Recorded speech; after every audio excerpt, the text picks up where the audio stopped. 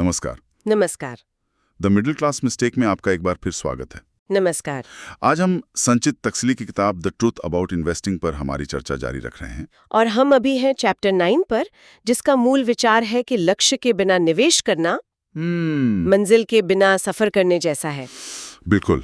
और आज हम बात करेंगे मिथ 80 की। ये उस गलती के बारे में है जो अक्सर लोग करते हैं जब उन्हें बोनस या कोई अनएक्सपेक्टेड पैसा मिलता है। हाँ, ये सोचना कि अगले महीने बोनस मिलेगा, उस पैसे को किसी बढ़िया रिटर्न वाली स्कीम में डालने का प्लान है। एग्जैक्टली। जब ये अतिरिक्त पैसा हाथ में आता है तो एक लालच सा आ जाता है कि इसे जल्दी से जल्दी और कैसे बढ़ाएं। और यहीं पर एक बहुत ही दिलचस्प साइकोलॉजिकल ट्रैप है।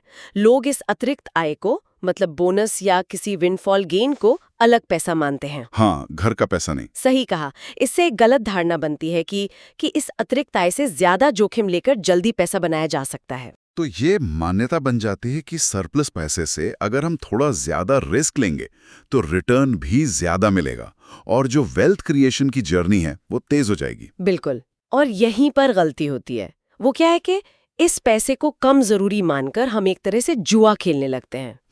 इससे होता यह है कि अक्सर पूरा सरप्लस डूबने का खतरा बन जाता है। हमारी जो संपत्ति बनाने की प्रक्रिया है उसकी निरंतरता टूट जाती है। मतलब ये हमारी पूरी फाइनेंशियल हेल्थ को सुधारने का एक बड़ा मौका गंवाने जैसा है। हाँ, बिल्कुल।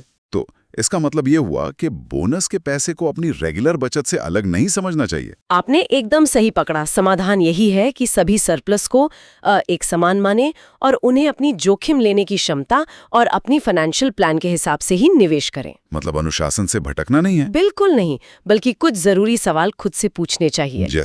जैसे पहला, कि क्या ये अतिरिक्त जोखिम मेरे वित्तीय लक्ष्यों के लिए वाकई जरूरी है। अच्छा। दूसरा, क्या इस पैसे का इस्तेमाल कर्ज कम करने के लिए या किसी गोल की समय सीमा घटाने के लिए बेहतर हो सकता है। ये बहुत जरूरी पॉइंट है। और तीसरा, क्या इस सरप्लस का इस्तेमाल एक इमरजेंसी फंड बनाने या उसे और मजबूत करने के लिए किया जा सकता है।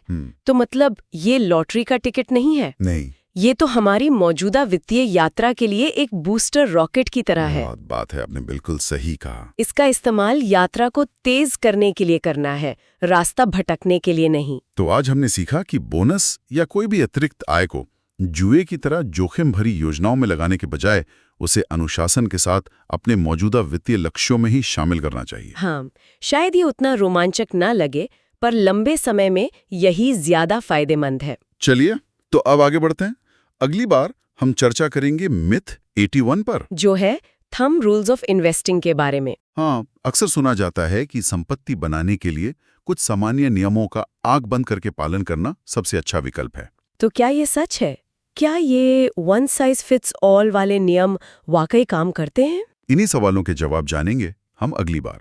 वित्तीय साक्षरता की इस यात्रा में हमारे साथ बने रहने के लिए धन्यवाद। द मिडिल क्लास मिस्टेक सुनते रहिए। जय गुरुदेव। जय गुरुदेव।